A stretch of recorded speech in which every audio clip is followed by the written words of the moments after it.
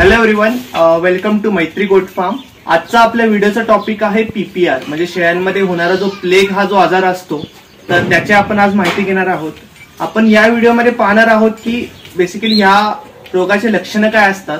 दुसरी गोष्ट, या रोग होऊ नये म्हणून आपण जे लसीकरण करतो तर ते लसीकरण कसं करावं, आणि तिसरी गोष्ट की जर समजा तुमच्या फार्ममधील प्राण्याला हा रोग झाला तर त्या केसमध्ये तुम्ही कोणत्या टाईपचे इंजेक्शन्स वापरायचे, ते किती ml वापरायचं, तर हे सगळ्या गोष्टी आपण आज पाहणार आहोत। तर आता आपण पीपीआर हा जो आजार आहे याचे आपण लक्षणं नेमकी काय असतात हे पाहणार आहोत।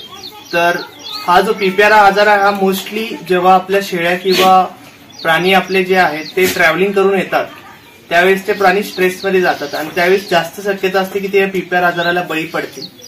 दुसरी गोष्ट की जेव्हा कमी जागेमध्ये तुम्ही खूप सारे प्राणी ठेवता तर त्या टायमिंगला प्राणी अगेन स्ट्रेसमध्ये जायचं शक्यता जास्त असते, तर तेव्हा सुद्धा प्राण्याला पीपीआर हा रोग होऊ शकतो।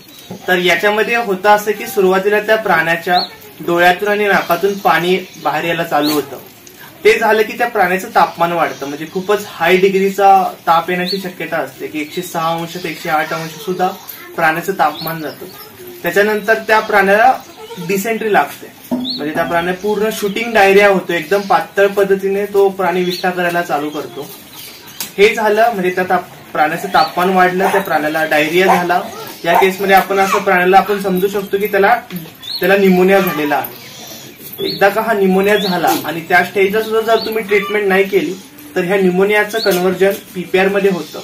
तर पीपीआर मध्ये होतं असं की त्याच्या तोंडापासून ते त्याच्या श्वासनलिकेपर्यंत फोड येतात, तर हे फोड लाल किंवा पांढऱ्या रंगाचे येतात।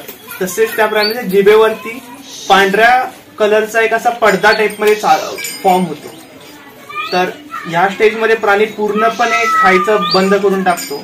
त्या प्राण्याचं वेट लॉस अत्यंत गतीने व्हायला चालू होतं। तर तुम्ही असं समजू शकता की तुमच्या प्राण्याला पीपीआर हा झालेला आहे। तर आता आपण सगळ्यात पहिला जो मुद्दा आहे की तुमच्या प्राण्याला लसीकरणाची गरज आहे की नाही। तर किंवा काही लोकांचा असं समज आहे की गावठी शेळ्यांना लसीकरणाची गरज नाही, तुम्ही ज्या बाहेरून ज्या जाती आणतात त्यांना लसीकरणाची गरज आहे। प्रत्येकाचे आपापले मत आहे। तर बेसिकली लसीकरण हे सगळ्या प्राण्याला करावंच लागतं। त्याच्यामध्ये असं नाही की गावठी प्राणी म्हणून त्याला लसीकरणाची गरज नाही, असं काहीच नाहीये। गावठी प्राणी सुद्धा ह्या आजाराला बळी पडू शकतो। तर होतं असं की जेव्हा तुम्ही गावातल्या तुमच्या धनगराला विचारता, जो खूप त्याचे पिढ्यानपिढ्या जो शेळीपालन करत आलाय, तर त्याला जेव्हा विचारते की बाबा तू लसीकरण करतो का, तर ऑब्व्हियसली तो नाही म्हणतो। असं असतं की त्या जो धनगराचा कळप आहे तो त्याचे जे आजोबा पंजोबा आहेत त्यापासून त्यांच्याकडे शेळ्या आहेत, आणि त्याच शेळ्या त्यांच्याकडे पिढ्यानपिढ्या असल्यामुळे त्या शेळ्या कुठेच बाहेर ट्रॅव्हलिंग केलेली नाही आहेत, तिथेच त्यांचा जन्म झालाय। त्याच्यामुळे त्या केसमध्ये लसीकरणाची गरज नाही। पण जेव्हा एक नवीन शेळी पालक बाहेरून शेळ्या आणतो त्या दुसऱ्या फार्मवरून शेळ्या आणतो त्यावेळेस मात्र त्याला लसीकरणाची गरज आहे। तर आता आपण ह्या भागात बघणार आहोत की पीपीआर हे लसीकरण कसं केलं जातं। तर पीपीआर हे लसीकरण तुम्ही 3 महिन्याच्या पुढच्या कोणत्याही प्राण्याला करू शकता। 3 महिन्याच्या पुढच्या एखादी शेळी किंवा करडू असेल तर त्याला तुम्ही नक्कीच करू शकता। याच्यामध्ये असं काही नाही की गाभण शेळीला करायला नको, असं काही नाही, तुम्ही गाभण शेळीला सुद्धा पीपीआर लसीकरण करू शकता। एकदा लसीकरण केले की पुढचे 3 वर्ष परत लसीकरण करायची गरज नसते। फक्त एवढं इन्शुअर करा की तुमचा जो प्राणी आहे तो आजारी नसायला पाहिजे, म्हणजे प्राणी हा पूर्ण धडधाकट असला त्याच वेळेस तुम्ही पीपीआर हे लसीकरण करा। आणि लसीकरण केलं की त्याच्या दुसऱ्या दिवशी त्यांचे पोट वगैरे खराब होण्याची शक्यता असते, पण ती खूपच कमी पॉसिबिलिटी आहे। म्हणजे 100त अशी एक केस सापडेल तुम्हाला की लसीकरण केल्यामुळे थोडे 1-2 दिवस प्राणी नरमलाय, पण परत तो प्राणी आहे तसा नॉर्मल होतो। जसं आपले कोविडचं लस आहे तसंच या सुद्धा लसीचं काम असतं। तर आता आपण बघणार आहोत की लसीकरण नेमकं कसं करावं। तर तुम्ही हे जे पीपीआर लसीकरण आहे हे 500 रुपयाच्या आसपास तुम्हाला बॉटल मिळते एखाद्या मेडिकलमध्ये। तुम्ही ज्यावेळेस मेडिकलमधून तुमच्या घरी आणता तेव्हा प्लीज कोल्ड चेन मेंटेन करा। कोल्ड चेन मेंटेन करा म्हणजे काय की लसीकरण हे नेहमी थंड असलं पाहिजे, म्हणजे तिचं जे तापमान आहे ते 2 अंश ते 8 अंशाच्या दरम्यान असलं पाहिजे, तेव्हाच ते लसीकरण दिलेलं फायद्याचं असतं। तर त्यावेळेस ज्यावेळेस तुम्ही जाता मेडिकलमध्ये तेव्हा एक प्लास्टिकची पिशवी घ्या, त्याच्यामध्ये तुम्ही खूप सारे बर्फ टाकून त्यानंतरच त्याच्यामध्ये तुम्ही लसीकरणाची जी बॉटल आहे ती ठेवून मगच आणा घरी, नाहीतर ते लसीकरण खराब होण्याची शक्यता असते। दुसरी गोष्ट, जेव्हा ती बॉटल तुम्ही ओपन करता 2 तासाच्या तुम्हाला हे लसीकरण कंप्लीट करायचं आहे। 2 तासानंतर एकदा बॉटल ओपन केला 2 तासाच्या आतच तुम्हाला बॉटल संपवली पाहिजे, नाहीतर ते लस खराब होऊन जातं. म्हणजे मोठा प्राणी असला किंवा लहान प्राणी जरी असला 3 महिन्याच्या पुढचा, तर त्यांना 1 ml प्रत्येकाला तुम्ही हे लसीकरण सबकट मध्ये देता, म्हणजे त्याच्या स्किन मध्ये देता. तर मग आता आपण जसं डिस्कस केलं त्या पद्धतीने ही रक्षा नावाची PPR ची लस आहे. तर बेसिकली हे एक स्टराईल वॉटर असतं. हे स्टराईल वॉटर सोडून तुम्ही अजून कोणतंही पाणी वापरू नका. हेच स्टराईल वॉटर आहे, हेच वापरा. आणि ही आहे आपली लस. तर आपण आता बघूयात की एक्झॅक्टली लस ही जी लस आहे ही या बाटलीमध्ये कशी भरायची. तर ही आपली सिरिंज आहे आणि ही आपण पिवळ्या रंगाची निडल घेतलेली आहे. तर मग पकडायचं तुम्ही तरीका बघू शकता की आपण नेहमी खालच्या साईडला पकडलेलं आहे, इथे पकडत नाही आपण ह्या भागामध्ये, जेणेकरून ही लस लवकर थंड होणार नाही. सुरुवातीला थोडंफार स्टराईल वॉटर आहे हे आपण घेणार आहोत.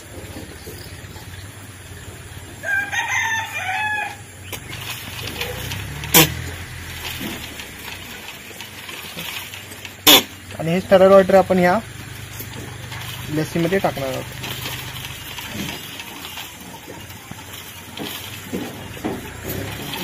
तर आता मी लसीमध्ये टाकून आपण व्यवस्थित पद्धतीने ते मिक्स करणार आहे.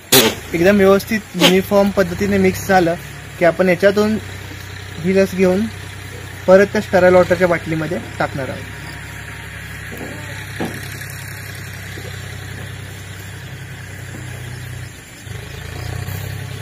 तुम्ही बघू शकता ही कॉन्सन्ट्रेटेड लस आहे, ही आपण या स्टराईल वॉटरमध्ये टाकतोय.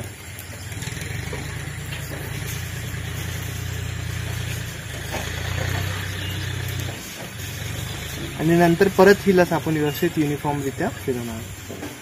तर ही आहे तुमची PPR ची लस.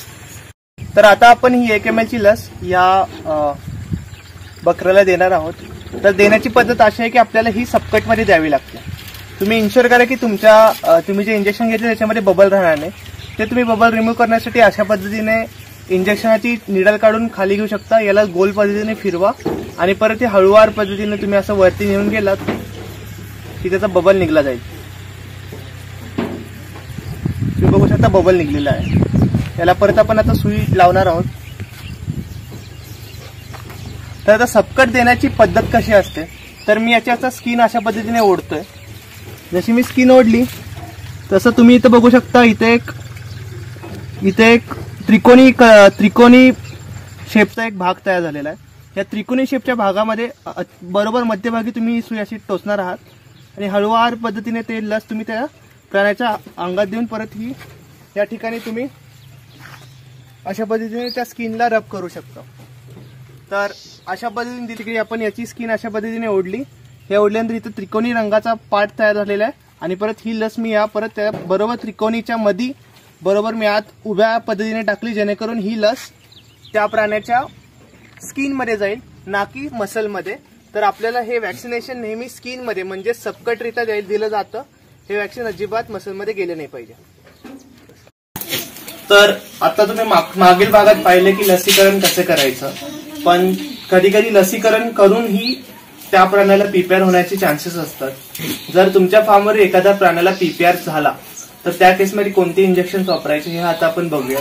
तर पहिली गोष्ट, तुम्ही त्या प्राण्याचा खुराक बंद करून टाका. खुराक म्हणजे जे तुम्ही धान्य देता त्याला, मका, बाजरी, गहू वगैरे, हे पूर्णपणे बंद करा. त्याच्याऐवजी तुम्ही जे गोळी पेंड वगैरे किंवा शेंगदाणे पेंड ह्या गोष्टी जे मिळतात त्या तुम्ही देऊ शकता, पण जे धान्य स्वरूपात देतात ते तुम्ही बंद करून टाका. नाहीतर परत त्या प्राण्याला गॅस्ट्रो वगैरे हे सगळ्या गोष्टी होण्याची शक्यता असते. दुसरी गोष्ट की आता हे जे PPR आहे हा एक व्हायरल इन्फेक्शन आहे. याच्या केसमध्ये तुम्हाला एक चांगला अँटीबायोटिक यूज करू शकता. तर माझ्या मते हे इंटासेप्ट टॅजो हे जे अँटीबायोटिक आहे हे तुम्ही या केसमध्ये यूज करायचं आहे. दुसरी गोष्ट, PPR झाला असतो एखाद्या प्राण्याला तेव्हा त्या प्राण्याला खूप हाय लेवलचा ताप आलेला असतो, तसेच त्या प्राण्याचं अंगदुखी सुद्धा खूप जास्त असते. त्या केसमध्ये तुम्हाला पेन किलर यूज करायचं असतं. तर ते तुम्ही मेलोनेक्स प्लस हे जे पेन किलर आहे हे तुम्ही यूज करू शकता. तिसरी गोष्ट की आता प्राण्याचं वेट लॉस खूप जास्त होत झालेलं असतं आणि त्याला जेवढ्या प्रकारचे आजार होऊ शकतात तेवढे सगळे झालेले असतात. त्यामुळे त्या प्राण्याची इम्युनिटी वाढवणे हे खूपच गरजेचं असते. तर त्या केसमध्ये तुम्ही व्हिटॅमिन सीचे जे इंजेक्शन्स आहेत, जसे की व्हिटा सी हे जे इंजेक्शन आहे हे तुम्ही यूज करू शकता. तर हे खूपच चांगलं इफेक्टिव्हली काम करू शकतं.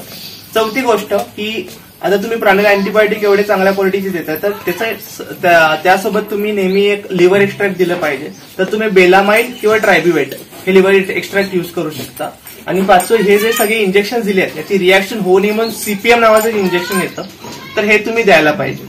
तर म्हणजे तुम्हाला याचा अर्थ इंटरसेप्टॅझो प्लस मेलोनेक्स प्लस विटा सी प्लस ट्रायब्युवेट किंवा बेलामाइन आणि प्लस सीपीएम हे 5 इंजेक्शन द्यायचे असतात कंटिन्युअस. म्हणजे माझा असा अनुभव राहिलाय की जेव्हा माझ्या फॉर्मवरती पीपीआर झालेला, हा आजारातून बाहेर काढणं प्राण्याला खूपच मुश्किल होऊन जातं. ऑलमोस्ट मी हा जो उपचार आहे डेली मी त्या प्राण्याला जवळजवळ 7 दिवस इंजेक्शन दिलेले आहेत. त्याच्यानंतरच तो प्राणी हा आजारातून बाहेर आलेला आहे.